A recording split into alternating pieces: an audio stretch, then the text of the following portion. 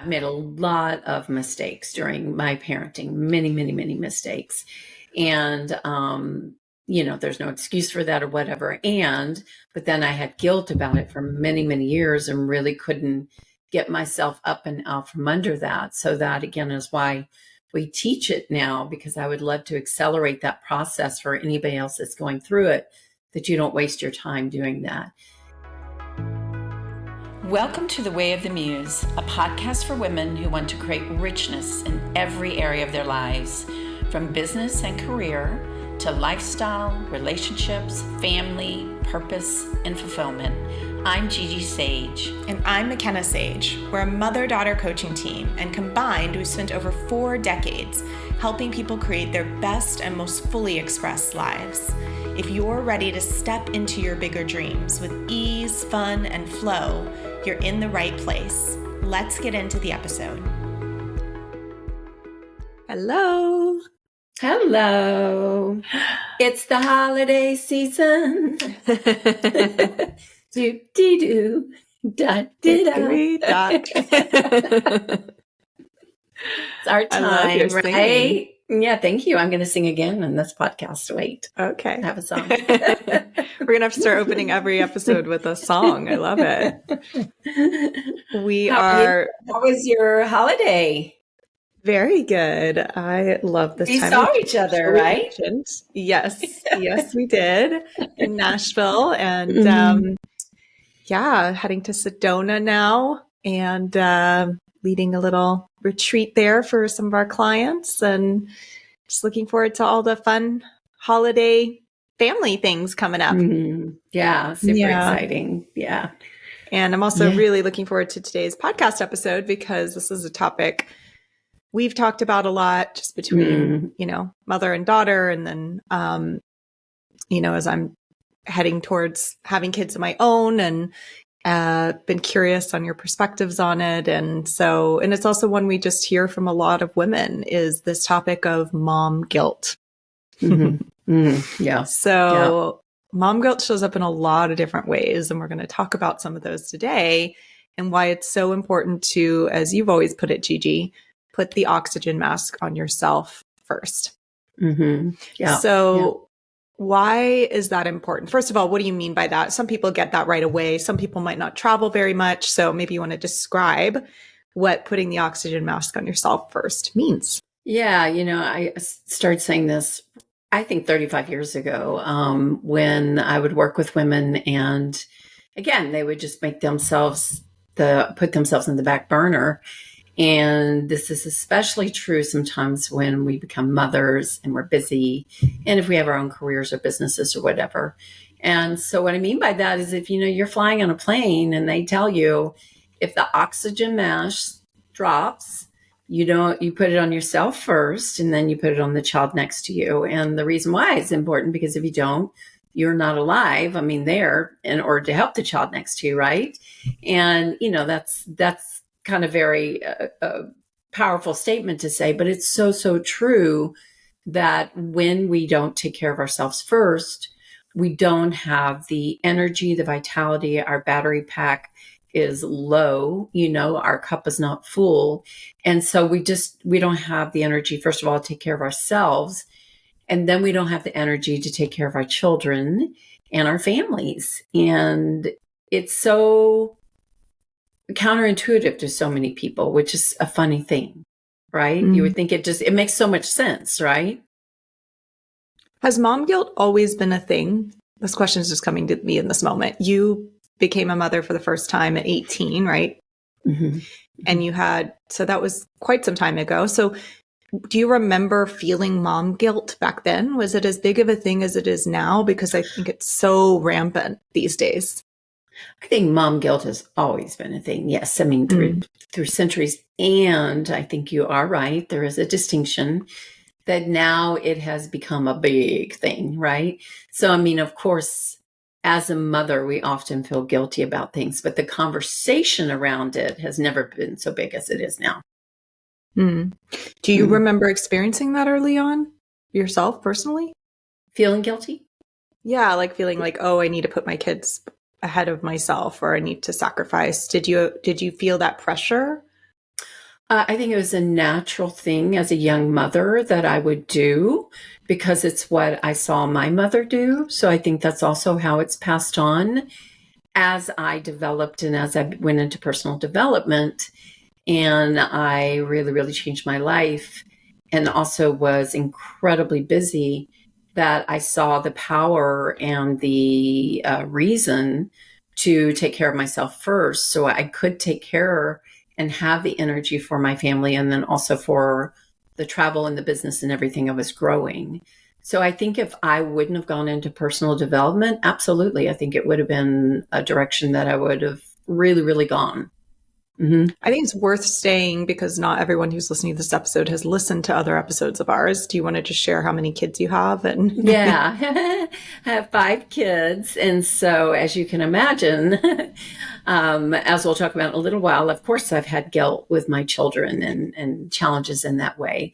But the way I designed my career and life early on allowed me for many years to be able to not have that guilt because I set up a world where that just wasn't part of my conversation. This is not what I did.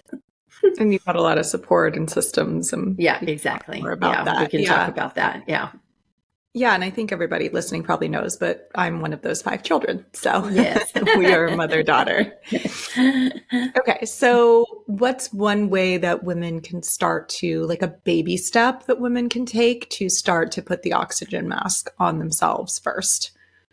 Well, again, as we've talked about in many episodes, is finding what nourishes you. You know, what's something, make a list of 8 things that really nourish you. And again, that's something that makes you truly unwind, something where you really stop your world. You feel like, you know, you get done with it and you feel a lot more energy.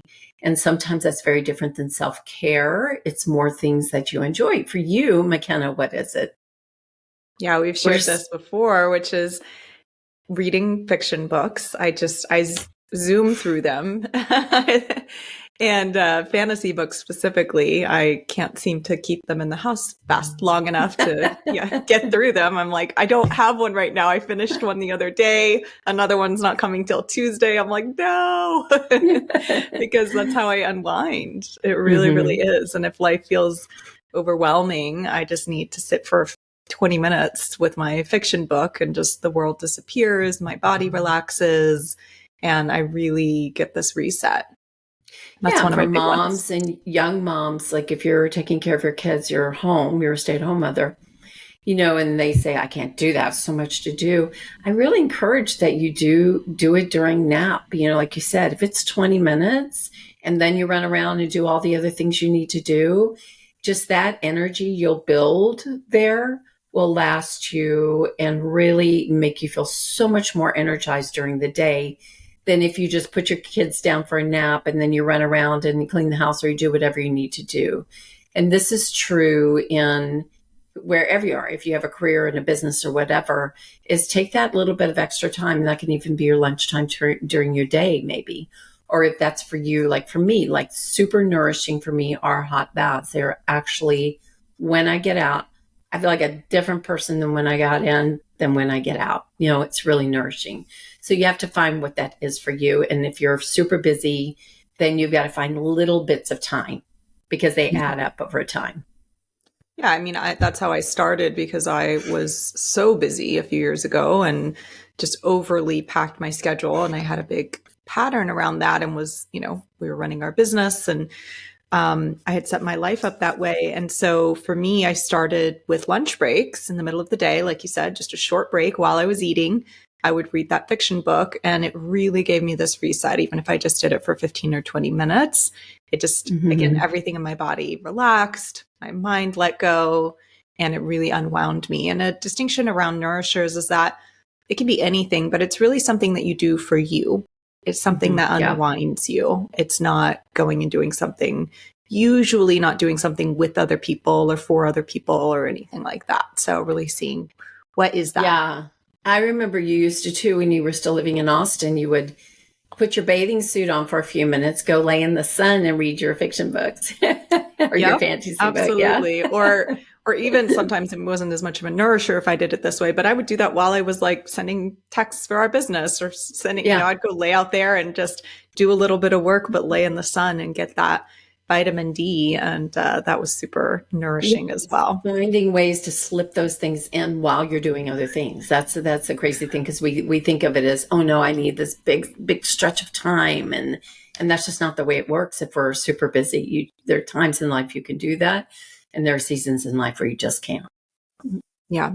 So one thing we see a lot is moms who have guilt about leaving their children. So in other words, maybe they want to go on a little trip, a bachelorette party, or maybe they want to just go out for the evening when they're breastfeeding and everything else. And they think, oh no, I can't leave my kids, right? I can't leave my kids. So of course we want to say, first of all, with this episode, there's many different parenting styles, many different philosophies, and you have to go with what feels right for you. Absolutely. And if it really is, again, draining your batteries to a degree that you're not able to be there as your full nourished self for your children, that's where we want to bring some of these topics in and have you really take a look and see, like, maybe there's some shifts or a different approach you might want to take. So we'll share our perspectives, or specifically Gigi's perspective, since she has the experience with motherhood here, but take whatever serves you and leave the rest. Yeah, I think it's really important that we let you know, the listeners, again, we're not giving you advice that you should do it this way. It's just one way. And if it doesn't align for you, it's completely okay. It's, what I'm sharing is from my experience, and your experience may be very, very different. So we're not trying to make someone to get something here. But I think if you listen to the episode, maybe you can find one or two little tweaks that would assist you, just in terms of, if you are having any kind of guilt, to maybe learn how to eliminate that, or really not add more to your life at this point. Absolutely. So what would you say to a mom who's is feeling that guilt around leaving her kids for any stretch of time? How can she approach that maybe a little bit differently? Well, I think first of all, I would say, why are you feeling guilty about that? Like, what is it? And I know that for some of our clients, when they travel, we have we seem to attract the women that travel a lot, right? And yes. They have, some of them, small children, and they go on these trips, or they're thinking about taking a trip, and then they feel like, well, they go on the trip and then they feel bad about going on the trip. And so I would really break it down and say, why do you feel guilty? And, normally it's because my kids, they miss me. And, when I talk to them on the phone, they're like, Mommy, come home. And, that's what kids do, if they feel, and especially if they feel you have any guilt. So that's what I would do, is first, what's the guilt about? Right. And, so if the guilt is like, my kids miss me, or they're not going to be okay, what do you mean by that? What would be, can you think of something? Yeah. An example. So yeah, I think like my kids miss me, or, I think they're worried because maybe the kids feel alone, because when they're not there, maybe they're going to school and they don't have you there. And so what it is that we put ourselves in the situation of that, if we're not the ones doing it, then somehow our kids, aren't going to feel strong in some way. And so I really look at, how can you set it up in your life if you are going to take a trip and you're going to be gone for a while? How do you set it up to where your kids feel supported and you feel supported, and you don't make it into a big deal? Because that is one of the biggest breakdowns, is I think that moms go into guilt, and then of course the children feel that, and the children are going to act on that. Does that make sense? Yeah. You often say, leading up to the trip, the moms will kind of have a certain energy, or they'll say certain kinds of things. Yeah. Can you describe that a little bit? Yeah. So leading up to the trip, it might be, honey, mommy's leaving. I'm sorry, I'll be back. And in the tone, even, there's already this feeling of, the kid feels like, oh, my mommy's going, right? Instead of going, hey, you know what? I'm taking a trip and I'm going to be gone for a few days, but either daddy's here and you guys are going to do this, this, and this. It's going to be a lot of fun. And of course, I'm so going to miss you. And it's going to be so okay because I'm going to be back in a few days. And then we'll go and we'll do this together. So there's two very different tones. You get that? Yeah. And I even think it could be fun to create a different narrative around it, take it a step further and go like, I'm going to go on this trip. We're going to miss each other. But the fun thing about missing each other is that it's this like feeling in your body. But then when you see each other again, it feels so good. It feels like even better, right? Or I'm going to go away and I'm going to get so refreshed and recharged that I'm going to come back and I'm going to be, like something I like love really that. Yeah. Getting them invested in this, like being, okay, you are going to have these feelings, but it's going to be even better when we see each other again. Absolutely. That's beautiful, Makena, really beautiful. And so when you start to have those kind of conversations with your kids, that it's not something bad that's happening, or it's not something that's unnatural that's happening, kids won't know any different. You guys were raised like this. You were raised with a nanny. We traveled. You stayed at home sometimes. I would travel to Europe. You would be home. Sometimes we traveled together for 3 months at a time. And I don't think that most of my kids now, might not be completely true, but I think most of the time they felt pretty cared for. Of course, we missed each other, but I never put it on you all like, oh, it's, I'm so sorry. Yeah. Yeah, absolutely. Mm-hmm. Yeah. And like you said, there was also systems set up to make sure, that we felt supported and we were good there. So that's just really thinking through with your partner or whoever's caring for the kids and how that's set up. And just that, again, I think that you feel settled as a mom and they feel settled as much as can be, right? It's going to be out of their routine, but you can talk them through all of that. So 100%. And then if a child says, Mommy, I miss you, and cry, you say, and like you said, that's okay. It's all right to miss, and I'm going to be back. Or like you mentioned, hey, Mommy is here. She's getting stronger, more relaxed. And so when we get back together, we can have more fun together. So you can change the context. If you feel in yourself like, oh, then your child is going to feel that. Yeah. If you feel like I'm doing this for me and for my family and I feel great about it, then the kid will feed off that energy as well. It doesn't mean they're not going to say they miss you, though. Yeah, of course they absolutely. miss you, right? Yeah, and most people either won't go, right? They don't go on the trip because they feel like I can't leave my kids, or they don't go to the dinner, or they go and they feel guilty about going, and like you're talking about, and then that energy goes into the kids and that affects them, it affects the mom. And we're talking about mom guilt specifically. I don't know, I'm sure some dads have this as well. So, but we're just speaking in terms of, you see it more commonly with moms. There's another story that you told me recently, and I loved it, from our mastermind program, Wealthy World Changers. And we have a lot of moms that work with us. And can you talk about that story of? Yeah, there was a couple of moms that were talking about that. They were traveling, and again, they were coming to our retreat, I think. Oh, yeah, that's right. They were going to the retreat, and they were feeling like, oh, it's 8 days or 9 days, especially the ones that come from Asia, right? It's probably a good 2 weeks for them, especially if they stop off somewhere else. And finally, I just said to them, ladies, your kids need a break from you. And they were just like, oh my gosh, it's so true. Because a lot of times kids have, a lot of fun when you're gone, right? And because if you're there and you're not happy anyways, or you're longing to be at the retreat, they're going to feel that as well.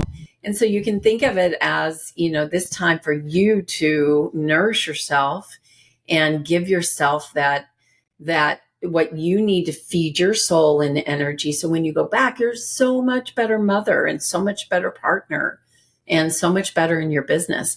And, many of the women that work with me off and on for years know this. And they're like, when is the next retreat? They have no issues anymore. No more mom guilt. Absolutely. So let's talk about moms feeling like they can't ask for support from their partners, or their partners are supporting in some ways, but they feel like they need more support. And we see this in all kinds of relationship dynamics. I especially see it in dynamics where maybe the partner is the main breadwinner, because there's even more there where the mom feels like, well, if that's their role, then my role is to take care of the kids. So I can't or shouldn't ask for more support. And that could be support from your partner. That could be hiring support, whatever form that takes. But what would you say to someone who is, struggling with this? Like, how do I get support? Or I'm feeling overwhelmed. Should I even ask? Yeah.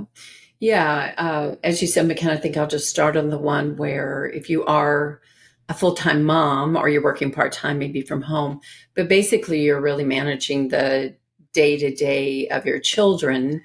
And it is true. I see this sometimes with especially younger relationships that then because the partner is being the breadwinner, then the mom feels like she can't ask for help or can't get help, outside help, to spend money on it. And first of all, the act of taking care of children, especially young children, one of my daughters has 2 under 5, right? And when I get with her and I spend time, I'm like, oh my gosh, yeah, because she doesn't have like a nanny or something like that. She does hire in help. The amount of emotional bandwidth, physical bandwidth, and everything else that goes in between is unbelievable. And so that job is such an important job. And so to feel any kind of guilt around that is finally you have to own your worth there, because your worth is that you're doing something to provide that care and love for your children.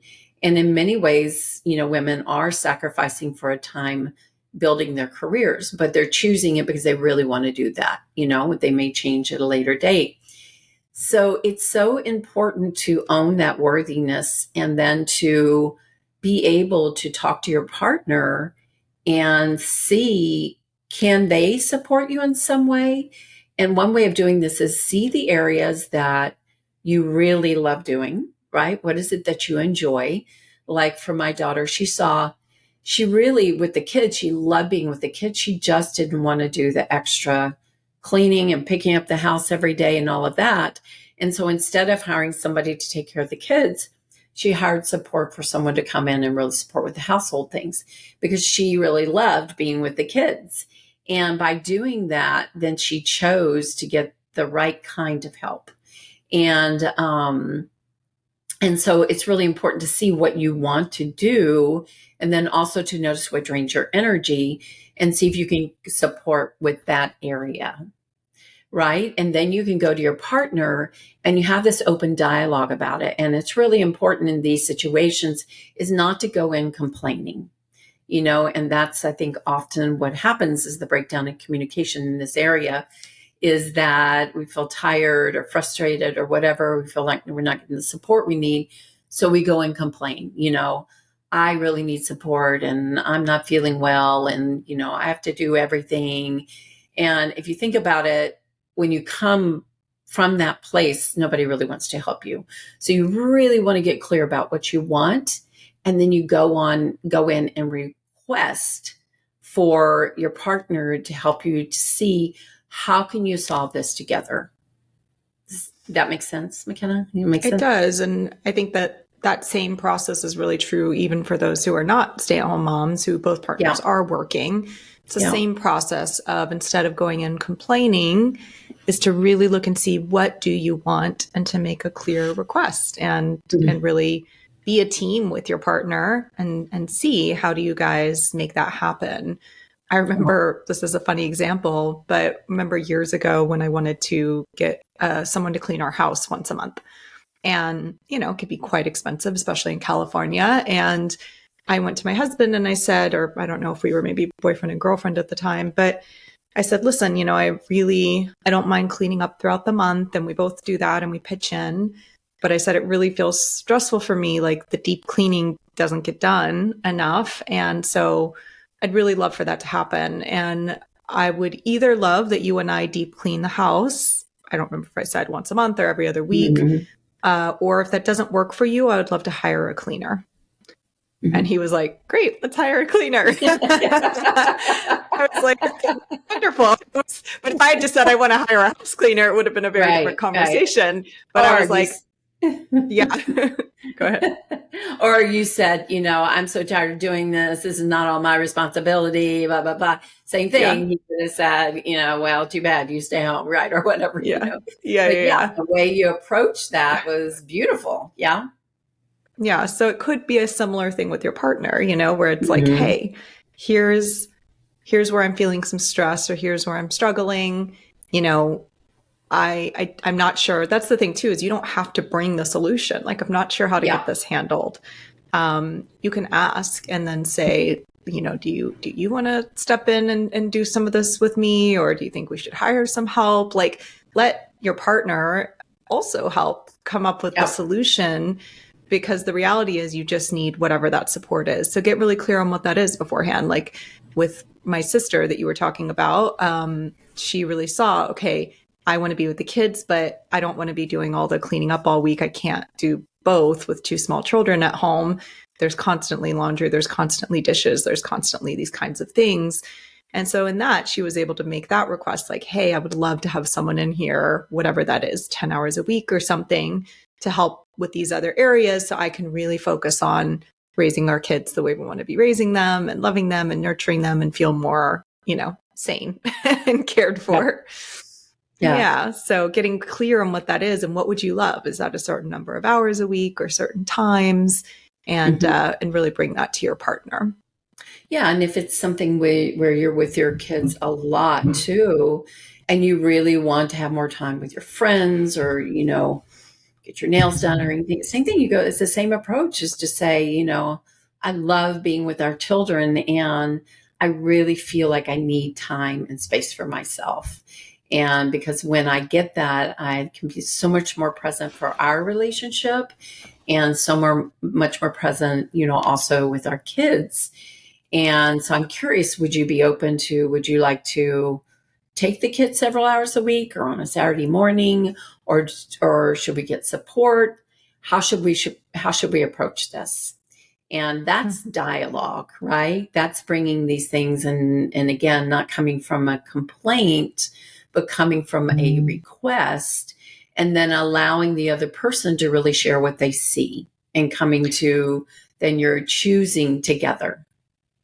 Yeah, if you need to complain first, because I know some people just have a lot of stuff built up in them and they're feeling resentful, do it, like journal it or something. Yeah. Get a piece of paper, write all your frustrations, write all the reasons your partner's not showing up, or whatever it is you're feeling, right? Because you're stressed and you're tired and whatever. Dump it all out on a piece of paper. Like you always say, Gigi, tear it up, throw it away. But you've gotten it out. And then ask yourself, because you want to go into the conversation with your partner clear on what you want. Ask yourself, what is it I really want here? And what's the result I would love? And that's what you go into the conversation with. Yeah. Super, super important. Yeah. I want to talk about another one, which is the good mother syndrome. This is one that we see a lot. And I think more and more too, as people are more and more educated about trauma and about things like this, is people want to make sure, I think it's always been around to some degree, but want to make sure their kids have good childhoods and they turn out well and they're not traumatized and all these different things. And so it becomes super stressful. I see this in some moms where it's like stressful for them because they're trying to get everything perfect. Yeah. What do you say? Yeah, we call that the good mother syndrome, right? Yeah, it's trying to do everything so perfectly that you don't screw up your kids. And this is a conversation that is so everywhere today, which again was not true when I was raising my children. Yeah, we were just kind of doing whatever we were doing, and of course we made tons of mistakes. And I do understand that being more conscious is a wonderful thing. And it's also a gift that we have the time and the opportunity to be more conscious. And I do see that it kind of stops sometimes mothers from really just allowing themselves to be the kind of mother that they are. So, early on when I was raising my kids in my early years, and my mentor at that time saw I was trying so hard to be a good mother, trying to do everything right. And one time he said to me, he said, Gigi, you're not a good mother. And I was like, what do you mean I'm not a good mother, right? And he said, it's not the kind of mother you're trying to be. Is that the mother that's there all the time and do all the right things? And that is true. I'm a mother that is, I don't want to be home with my kids all the time. I'm not that kind of mother, I wanted to build my career, be with my kids. I wanted to do all kinds of things. So it's a very different kind of mother than I was trying to act like and trying to be so perfect. And when I went more into who I was and started building my business and including my children and designing my life around what I wanted to do, but also then including my children, then that was really me being a good mother, right? That was my style. And I think that because if you ask every mother, they're going to tell you something different. We all have a different idea of what a good mother is. And so I think to really, really to relax around that and see what's important for you. I always say you're going to screw up your kids. There's no way around it. I'm just going to tell you here. They will absolutely not be perfect. And here is another thing. I have 5 children. Every child has a different story about who I am. Some are very similar. Some are very, very, very, very different because, again, we're talking about the child is seeing life through their perception. And then the other thing is you are going through different things at different times in your life. And at those different times, you're a different kind of mother.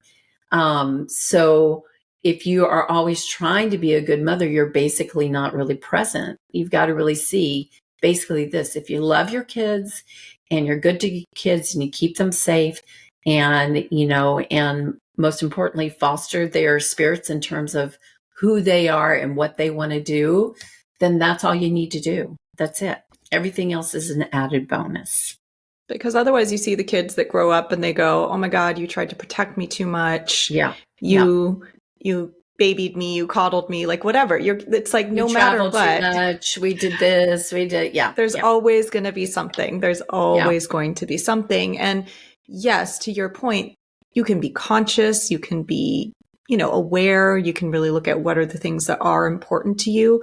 But to me, the good mother syndrome is like anywhere you're putting pressure on yourself because of what you like, because of either trying to get it perfect or because of what you think other people think, or because you think you should do certain things, as opposed to your point, Gigi, is really looking to see what's actually important to you. What are the things that you can let slide because it's just not that important to you. It's really getting down to what's your style, what's your approach, and what really feels good, feels in alignment. And what are your values? That's it. How do you want to raise your family? What are your family values? And then when other people are different, don't make them wrong either, because that's what I see is there's this, they do it that way, so they're wrong, and I'm doing it this way, and I'm special. Whatever way people are doing, everybody mind their own business, basically. Yeah. Before we go to the last topic we wanted to talk about, Gigi, could we just touch on the flow of energy in a relationship and a family? If someone is in partnership while they're raising their kids, and we know there's many single moms out there, so that's a different scenario. But if there is, let's say, a mother, children, and a partner, what is the flow of energy in that family dynamic, ideally? Because most of the time, I think what happens is that it's from the mother to the children, and then the mother feels depleted, and then the partner feels maybe ignored. And, there starts to be breakdowns over time. Yeah. So the proper flow of energy and a dynamic of it, and we're talking about maybe a partnership, male, female, let's say, or it could be same-sex relationships. But it works like this: is first you take care of yourself. That is the oxygen mask on you first. And that's key to being able to be present there for your partner, for your kids. But secondly, when you have children, and this is where it really shifts, is a lot of times once children come into the mix, because they're very loud and they're very busy, is the attention starts going to the children first. And believe me, I do understand when you first have a baby or something like that, it's almost impossible not to do that, right? But it's very important to set up the systems early on that your relationship with your partner is before the relationship and energy with your children. And here's what I mean by that is that it's very important to set up systems where you have a date night once a week, or you have time together away from your kids. And, I know if you can't hire a babysitter or if it's difficult, a lot of times family members will support, or friends that you have, and that you two have time alone and care for each other. And then once you do that, here's what happens is you feel refreshed, and then you put the energy into the children. And that is a beautiful way to build energy in a family system. Because if you don't do it, what happens is the couple will grow apart. They'll start to grow apart. And then everything will become about the children. And then they lose communication. And then conflict comes in. And we basically ignore it, and we just keep on putting attention with the children. And this is how people grow apart. I'm going to be very honest with you. I've worked with thousands of people, and this dynamic, and it is this one piece of that making and being responsible that your partnership with your partner is before the care and the time with your children. Now, of course, you can't say, oh, I'm going to go be with my partner and not take care of my children. But you understand where I'm getting to here is you set up the system, and it needs to be weekly. It needs to be even more than that as the kids get older, because otherwise the family system gets weak. And in that, you're taking care of your kids, but you don't have this strong family system. And the kids eventually feel that. Yeah. Any of these dynamics can cause breakdowns over time. So if you're not putting the oxygen mask on yourself first, which was the first place the energy needs to flow, then what's going to happen is you're going to feel depleted. You're going to start to feel exhausted. You don't have the energy to put into your kids, and definitely not your relationship if you're in one, right? And that's where resentment starts to build, because people get overtired and taxed, and so that creates a break in the energy, a weakening, like you said, of the family system. And then very much, if you're not then from a place of, okay, you're getting your cup filled, then doing something consistent within the relationship to foster that, then same thing over time, there creates that weakening or that breakdown or division. And none of that serves your children in the end. So that's the thing that's so powerful about this, is people think, well, no, I'm sacrificing for my kids, or I'm doing all this and I just need to focus on them right now. But in the long run, the health of you, your family, your partnership, and the children, it's so much this energy flow makes sure that stays strong. Yeah. No, and it's a cost to the family system hugely. And I won't go into depth. I see many more things about this. For this podcast, we won't go into that. But this is so important for the health of your family system. Yeah. Yeah. And this is where the health of everybody. Yeah. And this is where the communication skills really come into play. And we've talked about on this podcast before, Gigi's course, The Way of Growing Love. If you don't have tools on relationship, there's many places you can gain them. But if you are curious about learning from us, and especially from Gigi around this, which is her, I think, genius, then you can go check out that course. And it's wayofthemuse.com/ I think it's growing-love. We'll link it in the show notes as well. So I just wanted to touch on that, because I feel like that's such an important piece in terms of the health of the relationship. And one last thing I wanted to say on that, or the family overall, is that I do know that when people have young kids, they feel like, well, I can't do date night because I can't put the kids to sleep, or what if the kid wakes up or something like that? And that's where you can get creative, and go, okay, is there a time in the day when your kid is usually awake, maybe on the weekend, and that's when you get some help, right? You know that the kid's going to be up from their nap, or maybe during their nap, and then when they wake up, some kind of time where you could get somebody in, whether that's a family member, a friend, or hiring some help and have that time with your partner, right? So you can get creative here. It doesn't have to be a date night, because I know bedtime is a big thing for a lot of families, but some kind of consistent time where you go with your partner. Yeah, I just want to say too, I know that when you get the kids to bed and parents have been working all day and they're exhausted, and I get that. But here's too, if you set aside time and then you make that time, set up your room with candles and just go in and massage each other's feet or something like that, that's going to build energy. It doesn't take energy. And this is where people don't think, or you go in and you put on some music and you dance together. That's going to build energy. It doesn't take energy. Do you understand? Yeah. And it's in our minds. We think, oh, if we have to, then it's going to take this energy. You want to look at what are the activities you could do once your children go to bed, and, and set up that time for intimacy. And intimacy is not just making love. It's so many other things. It's really spending some time together, getting in and taking a hot bubble bath together. If you're going to do that anyways, have your partner come join you, because it builds connection and it builds energy. It doesn't take any extra time. It doesn't take any extra effort. Yeah, absolutely. Okay. One last thing. This is a really important one, especially for moms of older kids, or maybe their kids are grown, is there's often things about the past that come up where a mom thinks, either the mom feels guilty, like, oh, this time that we went through, that was really hard, or I did this thing, or I didn't do this thing. Or at some point, the kids start coming to you and saying all the things that you did wrong, right? And yeah, we had several how years you screwed them up. So So what can a mom do who's struggling with mom guilt about something in the past? Yeah, this is a tough one. And I have to be honest, I went through this for a lot of years. Yeah. Having 5 kids, we put her through the ringer. So, well, I put you guys through the ringer too. I made a lot of mistakes during my parenting, many, many, many mistakes.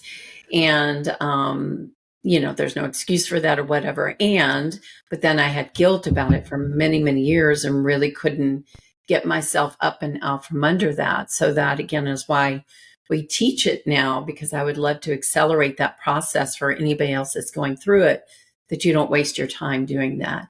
Guilt is something that as human beings we feel, right? And then we beat ourselves up. And so what I saw when I started to transcend this is, first of all, anywhere that I felt guilt, is that I had to really look and see, was there something I could do or something that I needed to make right there? And if that was true, then I would go to that child or to that person as much as I could, and I would apologize. And I would basically talk through and go through these really uncomfortable conversations. And it doesn't mean they always went pretty, and they weren't always easy. Some were very difficult. Some were challenging, and in our family dynamic for years, we had times where, this was an issue or that was an issue, or these people were mad at each other. Or like you said, I went through many years. One kid was upset with me because of the things in their childhood. Next year, the next one was upset with me. So it was a lot. And what I saw over time is when I did that, it started to clean things up. And as I cleaned things up and made it right, the only thing I could do other than that is move ahead and try to be a better person, or I think I'm a good person, I should say differently, to do the things that were right or take different actions. And so I think that's for yourself. If you're carrying around a lot, that's the best you can do. And so the more, if you do have any guilt in yourself, is to go and see, is there a way to make it right with the person? If there's not, then write a letter, burn it. If that person's gone, they're no longer on this planet, write a letter, pray, but do this in such a way that you do it consciously to allow yourself to let go of it. That is the best you can do. That's the only thing you can do, right? Because when we carry it around, I was listening to this Alan Watts, which I love Alan Watts, and he was doing this speech, and he said basically whatever we're guilty for is that it's all it is that we made a mistake in life, and everyone makes mistakes. We make mistakes all the time. So I just want to share with you, everyone makes mistakes. So yes, they do. Your sister and your brother and your mom and dad too. Big people, small people, matter of fact, all people. Everyone makes mistakes, so why can't you? If two songs in one world makes mistakes, then why can't you? Wow, we got you singing twice in an episode. This is going to be the best episode of all time. We're going to watch the ratings, and the ones where you sing are going to be the ones that are off the charts. So if you want to know who sang that song, it's Big Bird. So you can go find it. It's Big Bird. Yeah, from Sesame Street. But truly, that is the truth. You made a mistake.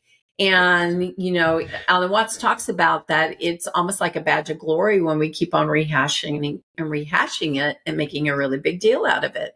Finally, the courageous thing to do for everyone is for you to finally let it go. And for me, when my kids would come back to me and, like I said, this happened a lot, and I would go into this spiral of guilt. As the years have gone, I just go, okay, here's the next one. And maybe I feel a twinge for a little bit. And like I said, there's something to apologize. I go for that.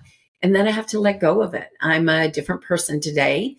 My kids have no idea what I was going through at that particular time in my life. Our children don't know our experiences of our life, what we were dealing with at that time. And then the other thing is to give yourself a break, be kind to yourself. That kindness and teaching your children kindness to yourself instead of guilt is one of the greatest gifts in the world you can give them. Absolutely. Yeah. Mm-hmm. And you might need to create a little ritual around it or something, after you've made things right in the way you can in terms of apologizing or whatever it is you feel you need to do. Create some sort of practice where you say, okay, again, I want to journal this out, or I'm going to light some candles or whatever that is for you, and really step over an imaginary line, whatever you need to do to say, I'm letting this go. I'm putting this behind me. And that'll create so much space and freedom. I've watched you do this, Gigi, over the years, and it's been really powerful. I was thinking about that as we were talking here just a minute ago, that I feel like you've taught me this skill set. Not only I'm not a mom yet, but in life, how do you, if you do have guilt about something or you feel bad about something, how do you make that right? And then come to peace, because there's nothing else you can do. And it doesn't serve anyone for you to walk around carrying it. Yeah. And the hard thing is when you do go and have those conversations, I remember a couple of them is, there was a lot of like mad at me and blaming me. And I couldn't resist that. If you want to get in, even if you feel like a lot of it's untrue, you can't go in and argue about it. I just took it and said, right on, because for me, it was worth getting that through and getting that out of our family. And in that, we talked about this the other day, in our family dynamic, we have peace in our family in all areas, and huge peace. And that's remarkable if you think of it. 4 or 5 kids, and then 4 of you are married and children and everything. We've really, really created a harmonious and family system, and that has a lot of peace in it. Yeah, it's taken years. And of course, we're years human. And years. Yeah, we have little this or that, but yeah, it's taken years and years. But this is the thing too, is we've all been willing to do the work. Yeah, absolutely. So that's our episode on mom guilt. I think there's so much here, and hopefully no matter what stage of motherhood you're in, you can really listen, take something away from this, and maybe give your mom a little bit of a break as well. Yeah, absolutely. I say, I wrote an article years ago that said, give your parents a break, no matter what they did or whatever. Finally give them a break. Like I said, you have no idea what your parents were going through when they made the mistakes, or how unconscious they were, or how they didn't even realize. You just have no idea what people are going through. And that's the great thing about our work. What'd you say? Sorry. Go ahead. You finish first. Yeah, I said that's a great thing about our work. After working with tens of thousands of people in different shapes and forms, and writing books for them and things like that, you see like the human experience. And, most people have no intention of hurting other people. It's not what they're out there to do. People are doing the best they can with the tools they have at the time. Yeah. All right. Thank you, Mama, for sharing your wisdom. Thank you for gonna go share this episode with all the moms in my life. Hopefully you listening will do the same. Help us spread the word. If you enjoyed this, if you got value out of it, share it with your mom friends, share it in your mom's groups, like wherever you think it would serve. So yeah. And we'll see you next time. See you next time. That's our episode for today, but let's not make it the end of our love story. Be sure to subscribe to the podcast and think of some women in your life you'd love to share it with. And if you want to learn more about our events and programs, visit wayofthemuse.com. See you next time.